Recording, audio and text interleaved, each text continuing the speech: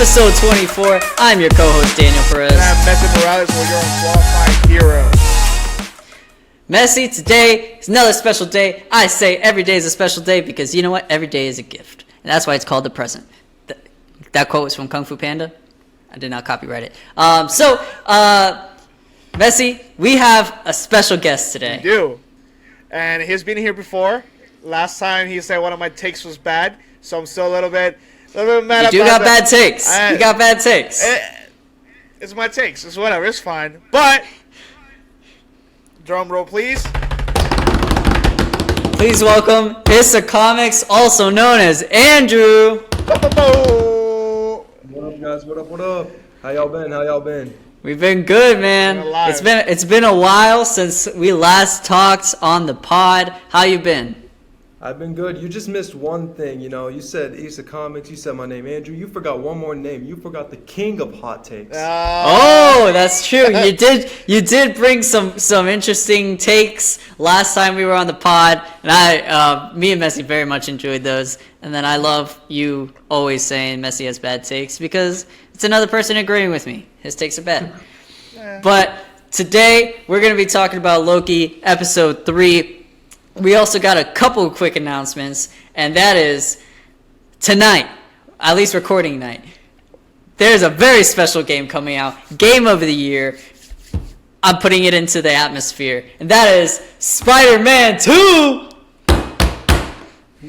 As of right now, there is 2 hours left. No, 1 hour. 2 more hours. 1 hour and 40-something minutes left. 4 midnight. So basically, after this podcast, and then a little bit of time in between, I'm going to be playing it. Messi's going to be playing it. Andrew, did you already pre-order the game? I have it pre-downloaded and everything. Yes, sir. Oh, yes, sir. It's now almost that time. Messi, I don't know if you want to cover yours. Up to you. But Andrew, did you see the announced suits that are all going to be there for Peter Parker? Oh my gosh, it's everything. It's everything from the movies. It's everything from comics. It's like, wow, they're going all out in this game. Some of them they just pulled out of thin air. Yeah, some of them they just like.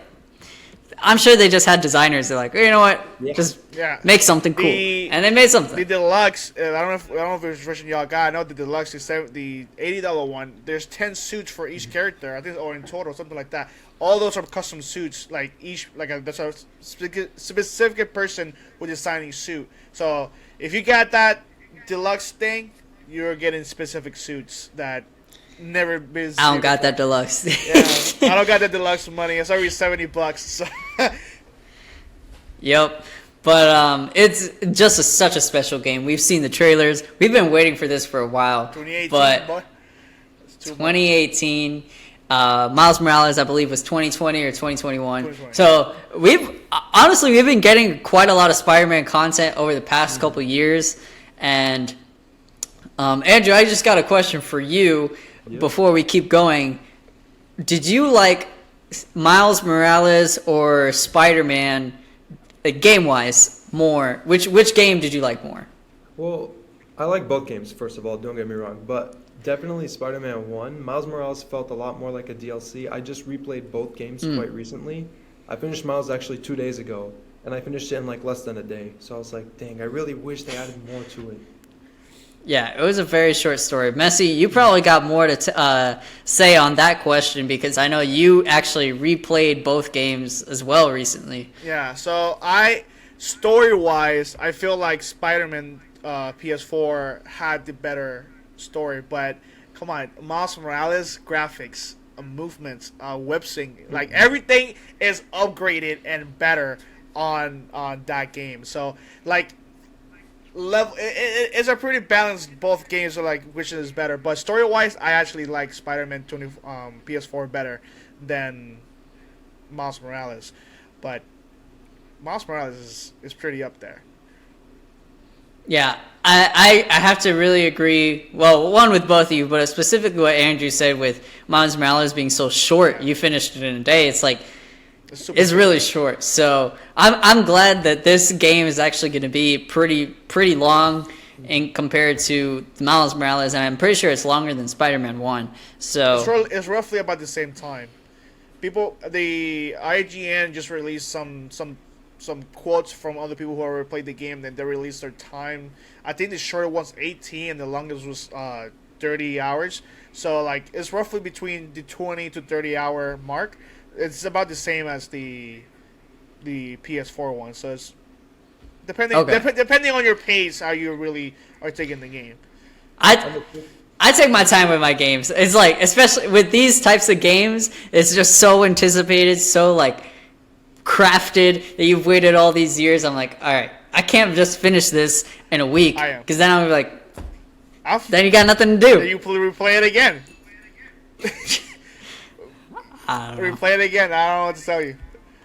It's yours. The cool part about it all is that the 30 hours that Messi was saying, that's just a story. There's so much more to than the story. You could have all these side missions, and have they announced anything about DLCs yet? Because I'm pretty sure they will. As of right now, no. I haven't seen anything about DLCs. Hopefully later on, because even for the PS4 one, there's 3 DLCs after the main story. So Did Miles have DLCs? no, I mean, I don't think it did. Miles Morales is like a DLC itself. So like Andrew said. So I don't know. Hopefully, I wish there's a little bit more. There's a theory. I don't know if it's actually confirmed with Mysterio in the game. Maybe there's like a DLC of him. People are not people. It's just like making like theories that Wolverine is gonna be on the post-credit scene. Because they announced the game was the same company. So like Insomniac. maybe there's something there, or it could be just like the PS4, or just like some low-level villains that are also in New York. Well, I know that in one of the trailers, Mysterio was actually revealed, so it's not even a theory anymore. They just straight up confirmed it. Oh, there you go. There you go. He's in the game. They're bringing out all the characters. Sandman, Venom. I mean, it was crazy is like, I thought all the characters were in Spider-Man 1. Well, not all the characters, but like big ones. the main ones. Like you had Scorpion, Doc Ock. Did you have Green Goblin? I'm pretty sure. I don't know if you had Green Green Goblin. Goblin's But like right, yeah. you had. Woman, but not Green Goblin. Okay. So you had like 5 or 6 big main characters in Spider-Man 1. I'm like, dude, how are you going to top this? All right, that's how you top that. Because they really brought out the big guns. So oh my gosh, I'm so excited. I think they're saving Green Goblin for the third game. Oh, yeah. They can't just bring him in with all this. They have Venom already. Venom is like high up there. So like Green Goblin. He is high up there. Green Goblin is like the Joker to the Batman. So like. So you think there was a Spider-Man 3? Oh yeah, of course. Oh yeah, no doubt. I think they're gonna do a whole trilogy and maybe like another sequel to Miles Morales, like another short game about him doing other stuff for himself. But yeah, of course. They have to do Green Goblin. They have to. I have a theory about the game, the second game itself. What's the theory? What's your theory? So, I feel like obviously Peter's not going to keep the symbiote the whole game. Yeah. Everyone knows that for a fact. But they're not going to. I feel like they're not going to get rid of that game mechanic. So I feel like they're going to give him maybe anti-venom. There's an anti-venom suit. There is an anti-venom suit. Yeah. Yeah. So that would be interesting. Because it would be a waste to just let go of those mechanics after like a couple of missions. Yeah. Right. And then you can never do it again. Right. So. Wow. I didn't think about that. But that's a very good point. Because that's not easy. Yeah. So just especially just hype up the mechanics in the trailers and all that. And we're like, oh my gosh, you can slam like 8 people at once and all that. So, well, yeah, that's a good point. And I hope they do because that's dope. So that'd be really cool. Going into our next thing is something that was fairly expected across the board, but now it's official, is that Deadpool 3 is officially delayed, no longer going to be in May of 2024.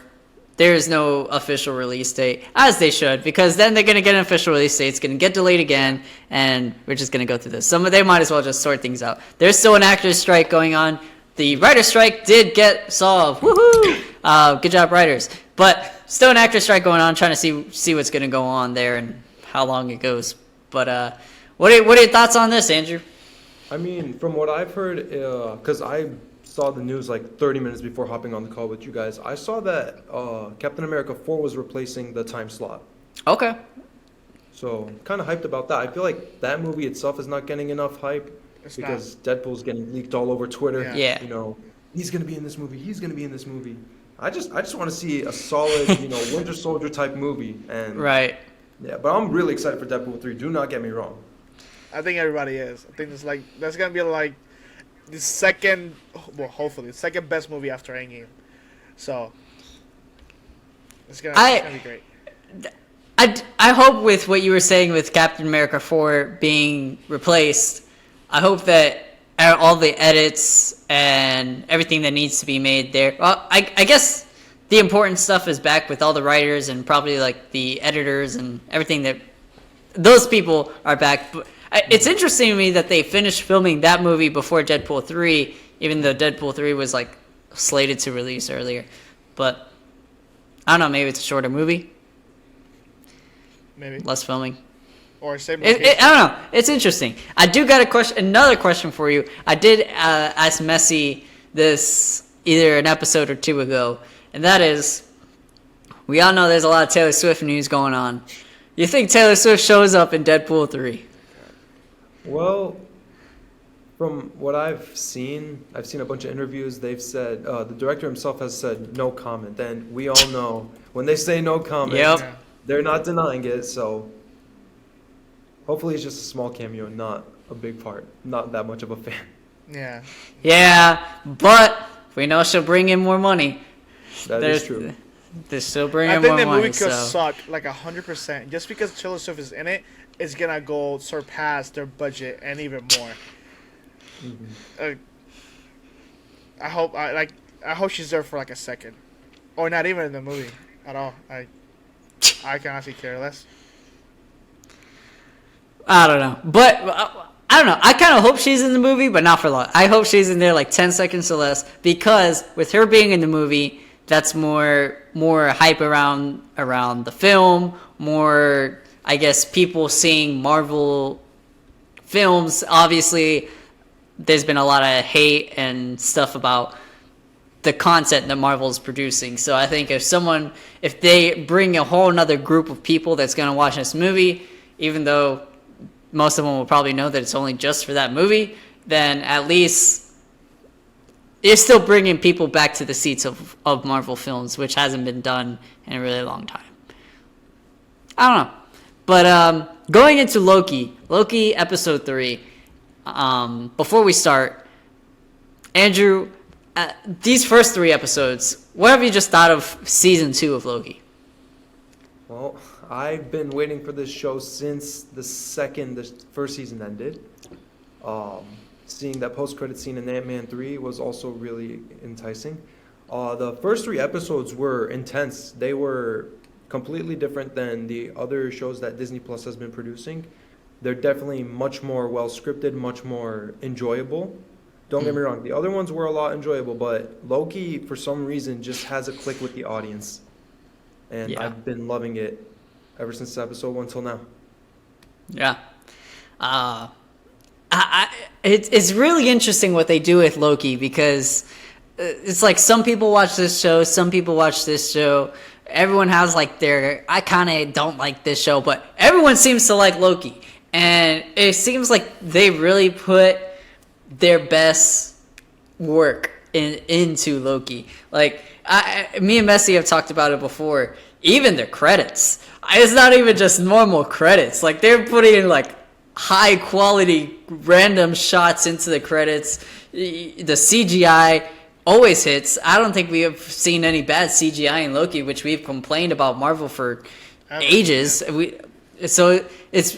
And what's cool is, besides being obviously an OG character, and maybe a brief mention here in episode 2, and a brief scene in the very first episode of season 1, there's not really a lot of like connection to old Marvel per se, because it's kind of just dealing in this other realm, and people are still enjoying it. Because there has been a lot of hate, like, oh, it's not old Marvel, it's not this. They're bringing too many new characters and a lot of this, but it's like, this is almost entirely separated from everything else. Similar to Moon Knight, but but still kind of like grounded because it has an OG character, but it's still separated from everything else, and everybody still likes it. So I really enjoy what they're doing with Loki. But yeah, so I did see this on Instagram the other day, which we didn't talk about, but with the ending of season 2, that person, I forgot who their name was, but that girl basically cutting off all the timelines, all the time branches, they essentially killed more people than Thanos. Because Thanos just killed one timeline. She killed all these timelines. She killed billions upon billions of people. So we now have a new leaderboard leader for most deaths in the MCU, and it's that one random chick. We'll see what happens. Does she stand against Ultron from What If?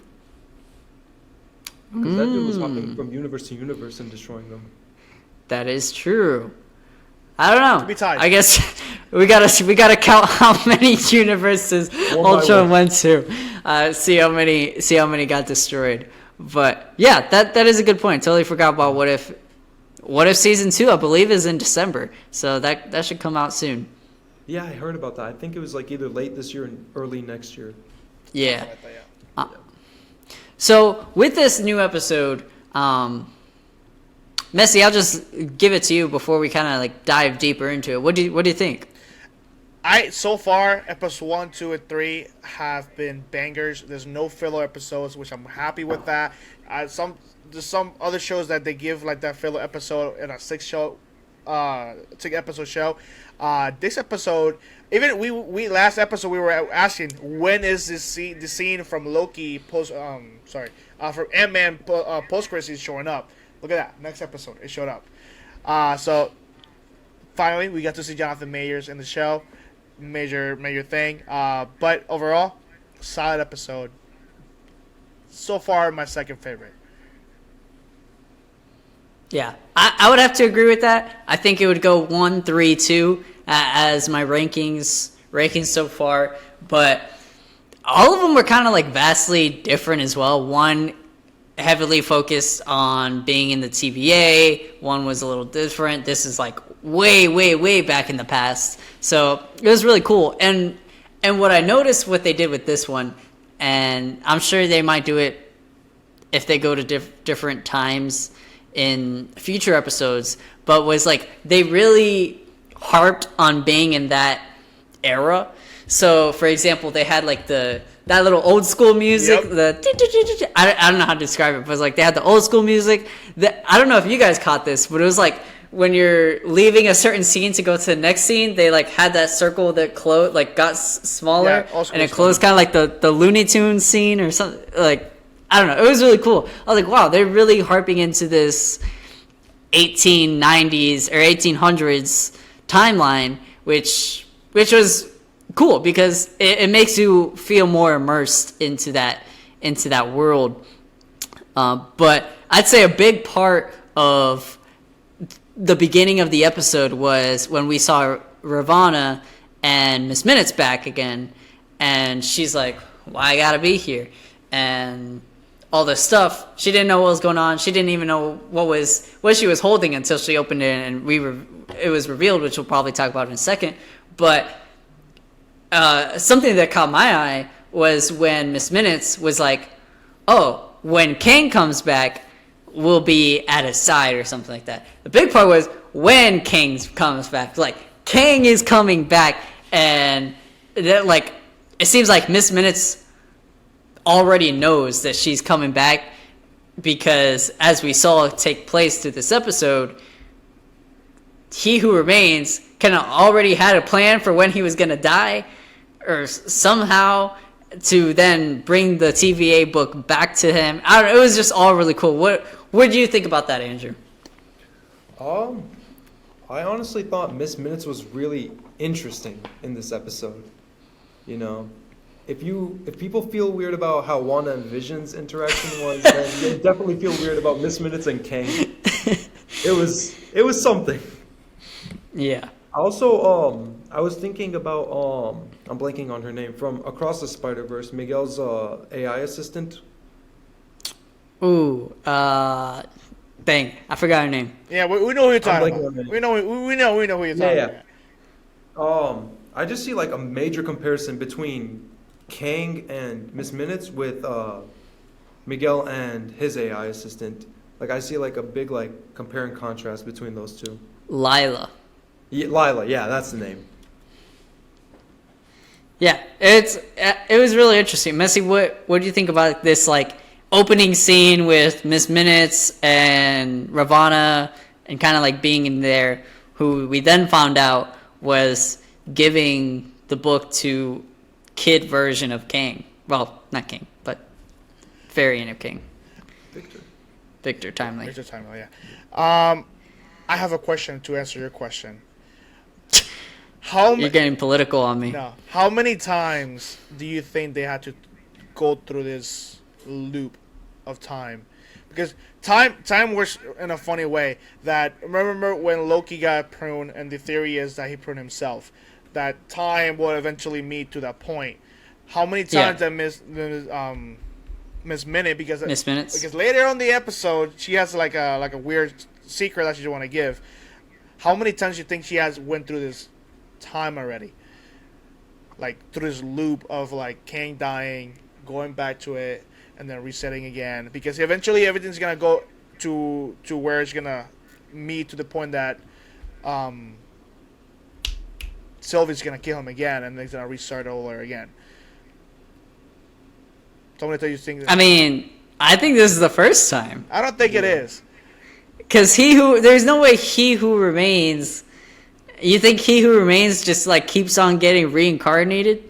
Yeah, that's how time works. But that's not what it sounded like when he was talking about the multiversal war, and he's like, I stopped it all.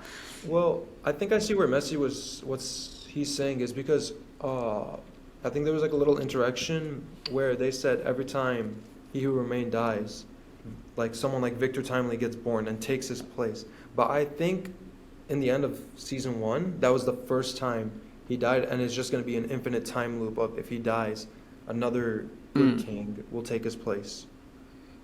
Maybe. I guess I must have missed that. I must have missed that part. But yeah, I can see where that's coming from, and kind of like seeing where I guess He Who Remains was eyeballing the next good king, because we kind of see a version of a good, quote unquote, good king in this when Sylvie was confronting him at the end, and he's like, you don't know my heart. Yeah. Like, you don't, I can make my own choices. But who knows? He might be the next He Who Remains. I don't know. I just thought it was just such a cool thing, because I was thinking like, dude, what is she holding that somehow Kang already knew Yeah, I wasn't expecting to go back what was into that. this specific part. And it was OB's TVA book. I don't know. It was just so cool to me for that revelation to see. And the fact that it was brought to him at that specific time for when he was like a child to have these, to basically set him on a different career path, because who knows what career path he would have had. But when that book gets brought up to you, especially in that era, you're like, oh, and you kind of feel like you could be the next genius. And it's kind of what he does. He started making all these sorts of inventions, and I don't know, it was just really cool. But another thing that we saw in that era before we got to Victor Timely was the 3 statues of Odin, Thor, and I believe it was Balder the Brave. I don't know much about Balder the Brave, but it was interesting that Loki was not there and Balder the Brave was replaced. What did you guys think about that? Well, You okay. go ahead, Messi. Okay. The original Norse mythology, Loki is not a thing that close like on the MCU. Loki is just like his own thing. And Balder is actually a son of Odin, and also as Thor, so that's why he's there. I was like, is that like Loki and Thor's brother? Which I guess it is. A Loki variant. Another Loki. Because I mean, we found out Thor had a sister with Hela in Thor Ragnarok, but there was still no mention of a brother. But maybe there is. Maybe there is a secret brother in the MCU that we'll find out in Thor 4. Maybe, or maybe in the Hercules project if it didn't get canceled. True.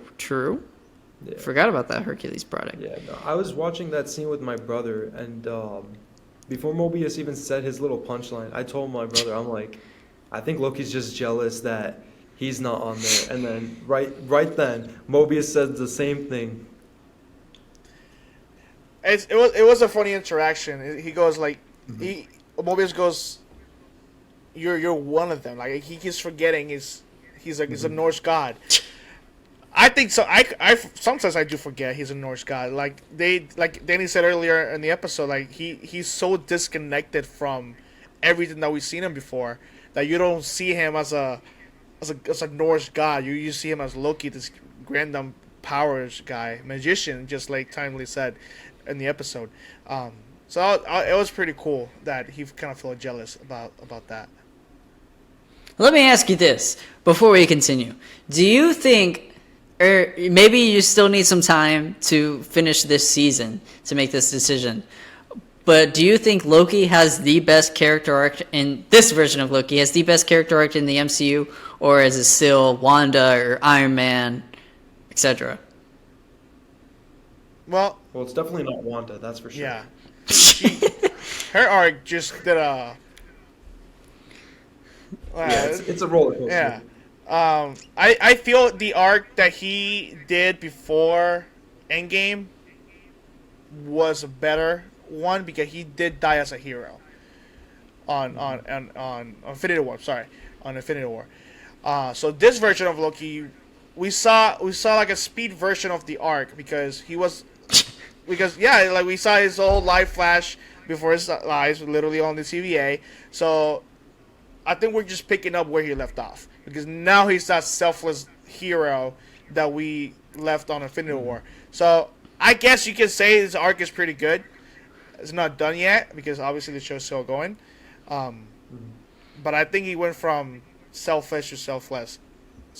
So do you think it's a better character arc than Iron Man's? No, I think his is a very similar because Tony Stark was also very selfish in the very beginning, and then every movie that came through, he came more selfless, and he ultimately took the ultimate sacrifice. Every single movie, he tried to sacrifice himself. Yeah. But I still think Loki might have a better character arc because Tony, in the end, from the beginning, he was already a hero. Loki from the beginning was a villain, and now we see him as like the main character of his own show as a good guy or anti-villain or vigilante, whatever you want to call him. He definitely had a good arc, a much better arc than Tony, but that's just my opinion. I'm actually gonna agree with Andrew. He's like, sucking that messy, but I never disagree. The difference, you said Tony's was better. I had said they're very similar arcs because they both. And then you said Tony's was better. He took the ultimate sacrifice, so y'all can suck it. Loki, I also believe Loki has the best character arc, or at least better than Tony's, is exactly what Andrew said. Tony was always good, even though he was selfish and a little playboy, but like he was always good. Loki literally wanted to kill people and rule over the universe. I think Loki was misunderstood. He was literally he killed people. He was the young sons, like my dad. He was like 1,000+ years old. Compared to Thor. Loki started off as him trying to rule the whole galaxy. Now he's trying to save billions of timelines. Yeah, it's a completely like he said last episode. He said you used to blow some steam, just go to some random planet and take over. You just gotta let it go. You just gotta blow some steam. So I think he was just misunderstood. Misunderstood? You think he's just blowing some steam? Yeah, he's just trying to get attention from his daddy, which he did. He got arrested. So. Daddy issues. Yeah. All right. Well, like who was it? She-Hulk said, everybody got daddy issues. Same daddy, same issues. That was pretty funny. That was one of the best, the only good scene out of She-Hulk. Anyways, Victor Timely. Victor Timely shows up. Finally. And throughout this episode, since the moment he showed up, stellar, just stellar performance as Jonathan Majors just keeps on repeatedly doing. What do you guys think about both Victor Timely and Jonathan Majors playing Victor Timely? Well, I'm gonna go off and say Jonathan Majors is an insane actor because from season 1 Loki when he was playing the one He Who Remains, and then when he played Kang and Ant-Man, and then when he played Victor Timely in season 2, all three of those Different. they are completely, well, they're the same character, but they're Yeah. completely different characters. He acted them perfectly. Like, if you told me that these were 3 separate characters in the MCU, I would believe you if I had no idea what the MCU was. He did really good as an actor and as the character Kang. Yeah. I agree. Yeah. He killed it. Messi, what do you think about just Victor Timely throughout this episode? I don't know. I have never seen Jonathan Majors other than the MCU. I just haven't. But I don't know if you noticed the way that he speaks. It's almost very similar to the other performances. Like even on Ant-Man, he speaks with this like higher moral, and then he pauses and then continues talking. And here he pauses very long. I don't know if he has like a speech impediment type of thing on here. I don't know. It hasn't been confirmed if he had one. But I like the way that you can tell, like Andrew said, like every time he speaks is very differently from each other, and is very specific to the character. Yeah. Yeah, the way I was interpreting him with this, you could say, speech impediment throughout this episode was the things he was saying is so out of this world in comparison to that era. Like, they were in the 1800s, and he's talking about manipulating time. Like, he's such a... There's... You know when you're, like, so smart that sometimes things just can't... Like, you can't articulate things correctly to everyone else because there's just, like, too much smartness going on up there. I mean, I have known friends or people from school that's, like, they're just so brilliant. The way they talk is just a little bit slower because they're processing so much more than we are. So that's kind of how I saw it with Victor Timely. Maybe he does have a speech impediment, but the way I saw it was that he's just like so brilliant for his time period is that he had to like stop every once in a while. Probably. Yeah, I thought at first, when he was on stage, I thought this was just his like stage talk, like he's like doing it for like dramatic effect, Yeah. and then he gets off stage, and I'm like, oh, he's still going. Maybe this is still him as stage talk, but it was still really cool. It was definitely dramatic. Do not get me wrong, but yeah, no, I just like Danny said, like, I honestly thought it was pretty cool how he can act as like 3 different characters and. Yeah. One of the things I really liked that he did, I mean, he's done it with all his variants of Kang, but something specifically in this episode with Victor Timely and just kind of like the gravity it holds knowing that he is a Kang variant was when he showed up to the very end, honestly, even though he was, tearing up when Sylvie was about to kill him, to the very end, I was just waiting for him to do something like crazy, especially when he was on the stage. I was waiting for him to do something like really crazy because Loki's like, that's him. Morbius is like, what do you mean? He's just a normal guy. And I was waiting for him to do something really crazy. Some point throughout the episode, maybe he was going to do something. He never did. But the way Jonathan Majors is performing as Victor Timely so far is, and even the other variants, but specifically with Victor Timely, is like reeling you in, kind of just waiting for whatever's going to happen next. And Loki has done that as a whole, ultimately, but Jonathan Majors has really done a good job just kind of like stop what you're doing, what's going to happen, like look at the TV and see what's going to happen. So I think the reason why he is so calm or so scared of almost everything that's going on, he is not that person yet. Like he said it multiple times in the show, like, I'm not that person yet. Like, or I'm not that person. My heart is still 18 whatever year there was. Like, he's still that nobody person basically.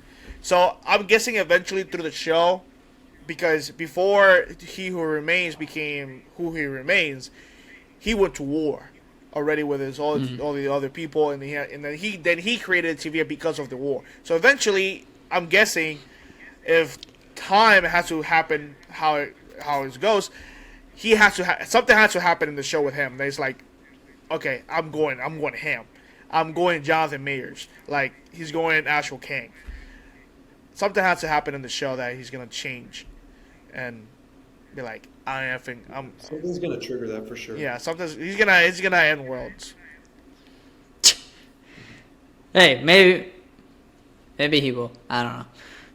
He's going to the TVA. Maybe this was He Who Remains' plan all along for him to go to the TVA. It's like, Messi had said this. I think that's what you were alluding to before. That's like, and we talked about this last week.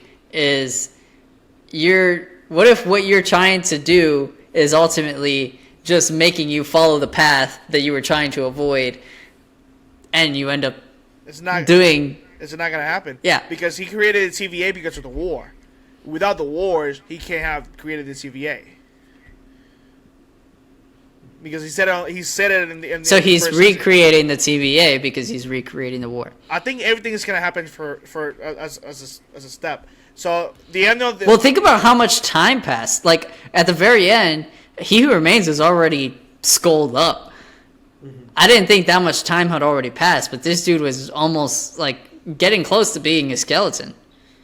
Well, at the same time, you also got to realize that he's outside of time, and Right. then again outside of time again. So He's double outside of time. It's a whole inception. Yeah. it's gonna be weird how it's just gonna play it out, because everything has to happen in order to happen.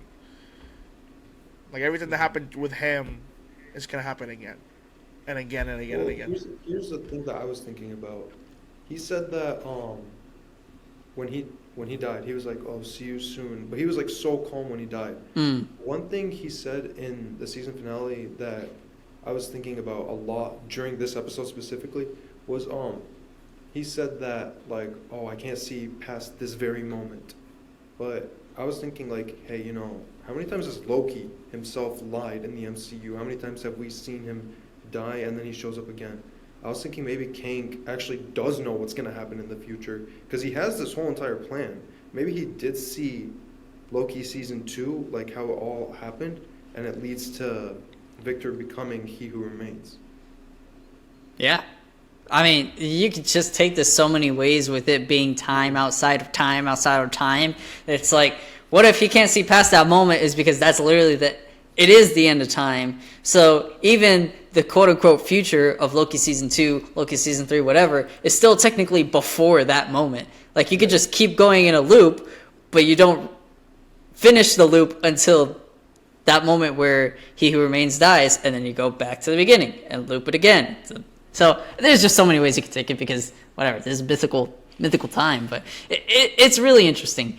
And next we kind of see Sylvie show up. I don't know about you guys, I was so confused as to why Sylvie showed up. She was chilling at McDonald's. It didn't seem like she had any clue as to where Kang was, or like variant of Kang was, and all of a sudden she's in the 1800s with Loki and Mobius and Victor Timely and all that stuff. It's like, how did she know where to go when she was just chilling in McDonald's? She's tracking But them. what was she? How did she track them? Well, in the end, I don't know if it was in the end credit or in the end of the episode, she had like the little temp pad that she was playing with. So maybe the same way how Casey and Ouroboros was tracking Ravonna, maybe she was tracking Miss Minutes the same way. She could have messed with the temp pad. That is possible. Yeah, I guess that is true. I didn't really think about it. I was just like, how did you just randomly show up here? But like, one thing I was realizing was, I know this was the last episode, but she had Kang's temp pad. She didn't have like the TVA temp pad. I want to know if they're gonna do something with that.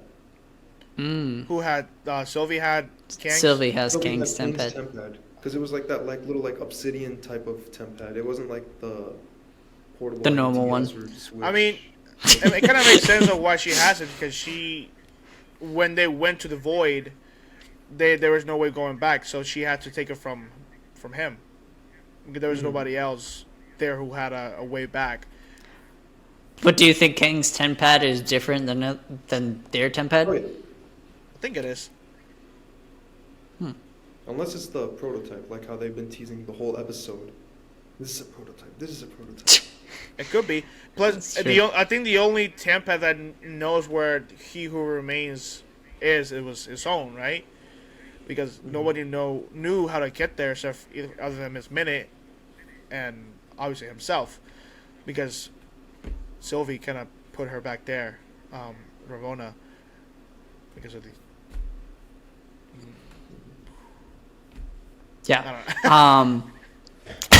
So kind of like as the episode was progressing, we saw on the boat Ravonna, Victor Timely, and Miss Minutes, and we know in the comics, well, most of the time in the comics, depending on whatever you're reading, is Kang's love interest is Ravonna, and for a second, it looked like they were getting a little bit of a love interest, and it was funny. I was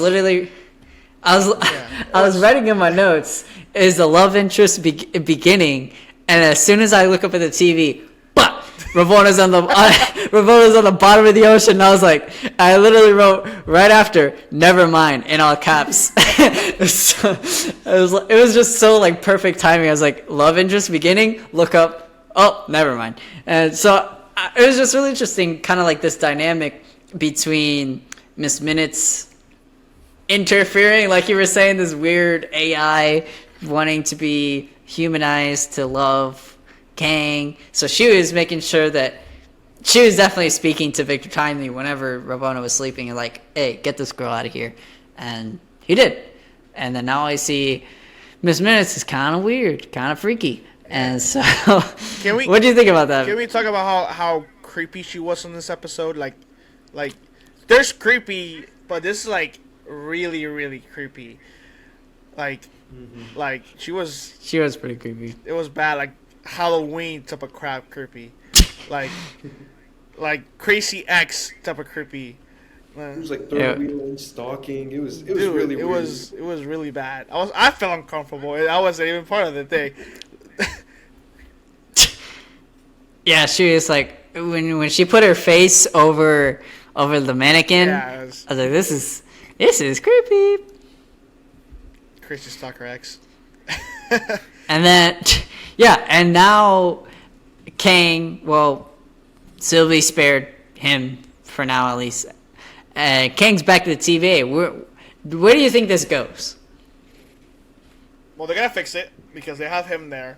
They're probably gonna struggle. Do you think that he actually fixed it? I think they are. I feel like, knowing how the MCU rolls, they're gonna have him fix it, but then he's gonna be like, "Oh my God, look at all this technology." He's gotta go crazy because with it. he said in this episode that I know how to do things, I just don't have the technology for it. So once he gets to the TVA and sees all his technology and all these things, I feel like that's gonna be his turning point of him becoming the villain.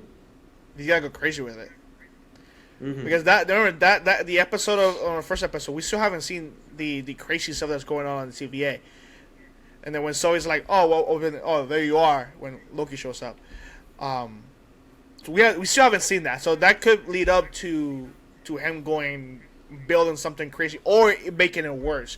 Like, quote unquote, they fixed it, and then they didn't really fix it. They thought they did, and then it's gonna go crazy. I could really see what Andrew was saying happening. Like, he fixed it because he's still kind of like innocent. I believe that's going to be the first thing they do. Like, as soon as he gets there, all right, we need to fix this because that's the emergency that's going on. But then, like you said, he's like, I built this. Like, he literally built that in a different variant of him, but he literally built that. And maybe that's going to plant some more things in his head. But also, something that we didn't get... Oh, no, we did. Never mind. I was going to say a development that we didn't hear was what Casey and the other person found out. But I believe it was Sylvie's tempad being in that era. Yeah. So never mind. But I do have a question. I do have a question. yeah. Do you think that Victor Timely is a variant or a version of who he remains in the past? Well, there's two different things. A variant is another person in another universe, and just a person in the past is the same time that you were born, just a different time. So you're asking me, is this literally He Who Remains, but in the past, or variant? Yes. I think it's both, like a variant of He Who Remains, but just in the past. Wouldn't they just be a variant? Yeah, I guess that. I don't know. I guess I really didn't like think the about same that. ending point. You know what? I think it is the same person. I didn't think about that until now. But if I had to guess, if He Who Remains still wants to be the guy in the chair at the end of it, and he supposedly ensured this book gets to Victor Timely as a kid, maybe it was him, like his old life in the past, but like his actual, like it was actually him, not a variant. I don't know. It's not something I really thought about until you asked me that question, but I could definitely see that. It's a real kicker. Andrew, before I ask my possibly my final question, did you have any takes or questions for us? Oh, like relevant to Loki or like just like in Just in general. Okay, this is like a hot take / theory. So I was doing a lot of rewatching of the MCU recently, Okay. and I was thinking about Loki and Across the Spider-Verse, because I know there's been a lot of confusion with like timelines, variants, all that stuff. So I actually wrote this down in my notes for this episode specifically. I said that Loki and Across the Spider-Verse exist in the same multiverse, but the TVA has no control over the Spider-Verse for now, obviously, because the TVA is protecting 616 or 1999 and any branches from that timeline. So like they have no idea, they're isolated from everything. They believe that 616 or 19999 is the sacred or main timeline. So do you think? So are you saying that the Spider-Verse is one of those branches? No, I'm saying that the multiverse is more than just those branches. I'm saying Ah. that there's completely different things, but the branches are based off of either what's happening in 616 or 19999. That they're based off that specific world. I mean, or Because they keep saying sacred timeline, so Yeah. that has to be timeline. one That's what it is. timeline. Yeah, so I don't know if this will make sense, but last episode I asked Danny, like, what if all those timelines are connected to all the other movies, like to the X-Men, to Fantastic Four, all those stuff, like, did those timelines just got destroyed or semi-destroyed because of what happened last episode?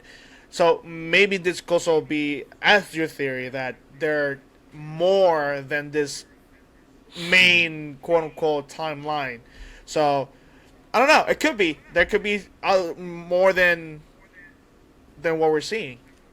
Because we've seen in the ending, I keep reverting to the last episode of Loki season 1, but that has so many details that someone actually brought this up to me.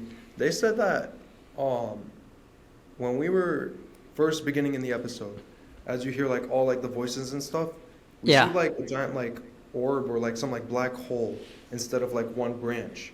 So he was like, maybe that's like the next universe, like in this big omniverse, maybe.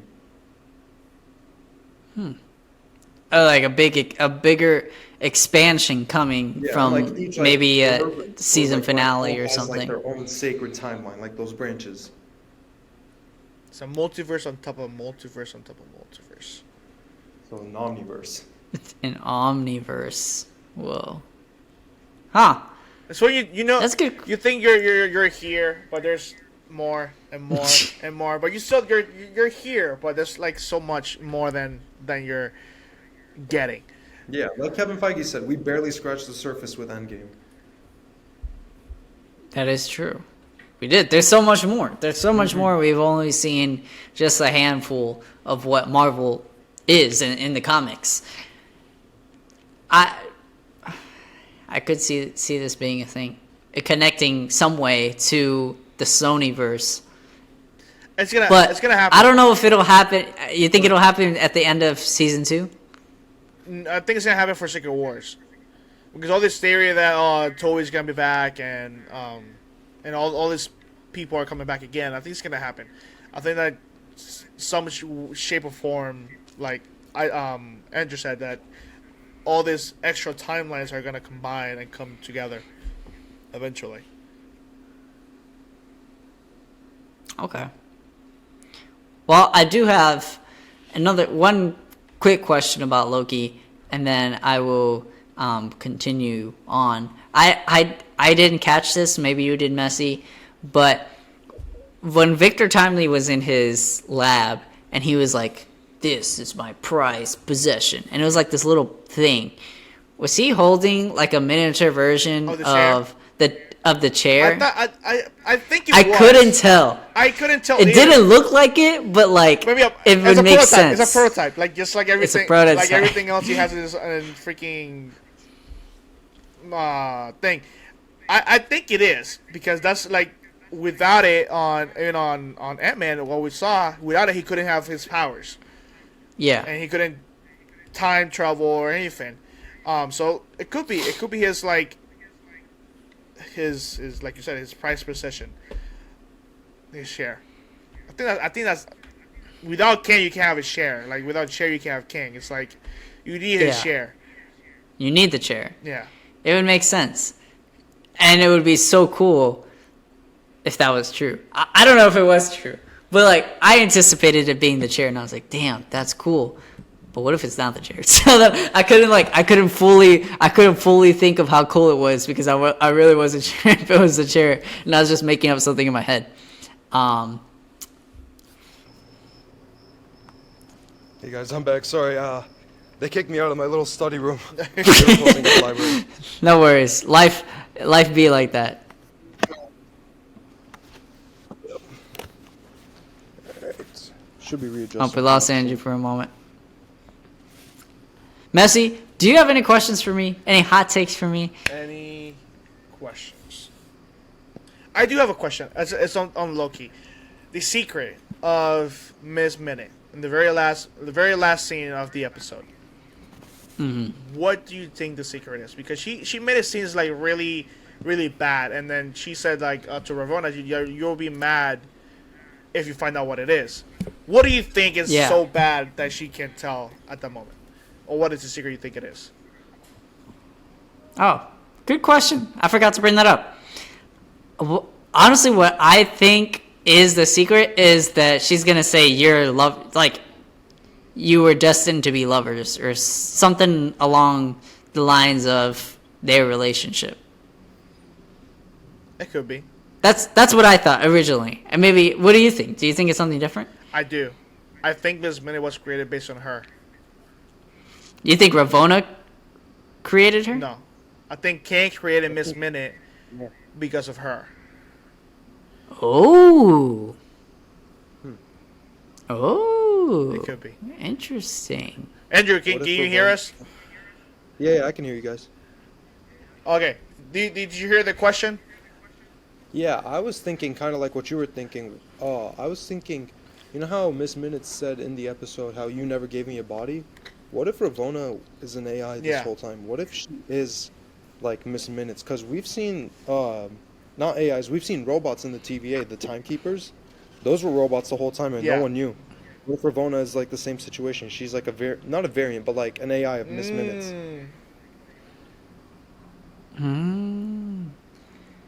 That's interesting. Honestly, I think both of them are pretty wild takes. I think Andrew's might make a little bit more sense, because I don't think Ravonna would be mad if Miss Minutes was based off her. That sounds like Miss Minutes would be mad if she was finding out. Why would Ravonna be mad if it was based off her? I take that back, because I just realized something. I just clicked in my head. I just realized that Miss Minutes said that she never had a body. So I'm just backtracking right now. If Miss Minutes never had a body, but she knows all of King's secrets, then it wouldn't make sense for Ravonna to be a version of Miss Minutes. I take that back. Exactly. So like, if she knew Yeah. all the secrets, Ravonna is the love interest of King. So she went through up and downs on his side, and then eventually something happened to her, and then King's like, I'm so sad, I need something, blah blah blah. So that's why we created Miss Minutes because of her, and used her conscious or whatever, brought it back to life to AI without her memory thinking or whatever, and then the rest is history. And that's probably why she never had a body, because it reminds her of the person who he lost. Ravonna. Yeah. So you think it's like a mix between our takes? Right? Makes Because sense. I said it had something does to make do with the relationship, and then you said that it's Yeah. But Okay. watch us be wrong, like always. It's some Yeah, we're usually dumb wrong. shit that's gonna happen. That's the it's gonna point be of so theories, man. irrelevant. Trial and error. Yeah. So dumb. Andrew. A couple questions. One, did you happen to see Ahsoka? Unfortunately, no, I haven't seen it yet. No. Okay, no worries. That's fine. That just takes out another question. So this summer, we brought this up a long time ago on an episode, and we talked about. I know what Messi was thinking. We talked about our favorite movie of the summer, whether it was the new Mission Impossible, Ninja Turtles, The Flash. That's nobody's favorite. Guardians, Spider-Verse, Mario. That might be all of them. But so out of all these, or Barbie, I don't know, no hate, Oppenheimer, I guess. But out of all these movies that was released during the summer, because we haven't talked for a long time, what was your favorite movie of this summer era? Yeah. Well, I believe by the time we recorded our first video together, there was no Spider-Verse out yet. It wasn't out yet. So, it's No. definitely gonna be the Spider-Verse movie. Nice. It's Okay, a great movie. respectable. It's a great movie. Oh, it's Now, follow-on question, because me and Messi have different takes. Do you think Spider-Verse 2 or Spider-Verse 1 was better? I think I might have worse. Maybe we takes don't than have Messi different on takes. this I don't one. remember. But I think that Spider-Verse is Across the Spider-Verse is the best Spider-Man movie, period.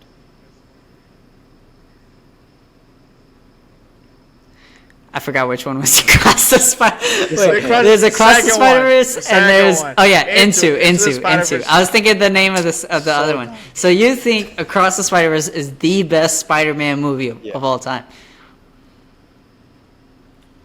I mean, Okay. I'm not gonna argue with you on that. But the thing is about the second movie, which I didn't really like a lot, is that they made all of these Spider-Mans that we love and like we think they're OP weak compared to Miles Morales.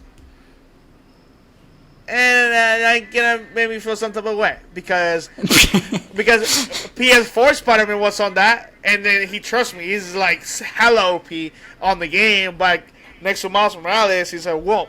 Like, but Well, I mean, Hey, I think- maybe Miles Morales beats PS4 Spider-Man in in the movie, Spider-Man did it 2, show the video triangle game. plus circle, because I didn't see that. So probably someone else was controlling it. Some noob probably that doesn't know how to play the Probably. game. But I think the first one is a better movie in the sense that it has a end and a finish. The second one did, obviously, because of part one and of a part two. But I liked the first one because it had a complete finished story, and then it had arcs for almost every character. But the second one is great. I have no diss in the second one. The second one is I think it's better than the first one, but I prefer the first one better than the second one. But yeah, I can agree with you on some parts that it's a great movie. One of the greatest Spider-Man movies. yeah. Okay. All right. Well, Andrew, it was a great pleasure with you again, two-time returner back on our show. It was a great pleasure having you on. Loki episode 3 was a blast. I can't wait to hear your thoughts either in the DMs or maybe we bring you back for another episode specifically of Loki. But we're definitely going to have you back for a future time. I'll be so down for that. To hear your thoughts on Loki, the rest of Loki. But where can they find you? Whether it's on Instagram, if you have any work that you're doing, any videos or whatever. Where can the audience find you? Yeah, you guys can find me on YouTube at Issa Comics, or same thing on Twitter and TikTok. Sweet. Messi? Well, before I do my little outro, again, when I say thank you, Andrew, for being on us, do check out his stuff. It's pretty interesting. He does have some takes on TikTok that I be watching sometimes, like this dude. This dude. But yeah, so check out his stuff. Comment, like, share his stuff. Is interesting. But to find us, you can at Messi.17 on Instagram, and also you can find Danny42 with 3 N's, 2 was taken. I took your quote, suck my nuts. Dang. But to find us on Unqualified Heroes, we're on your major platforms on Spotify, YouTube, and Apple Podcasts, where you can listen to full episodes. And then if you want to see our little shorts, Instagram, TikTok, and sometimes some threads, maybe X, but we're not that cool to be an X. But yeah, other than that, Unqualified Heroes!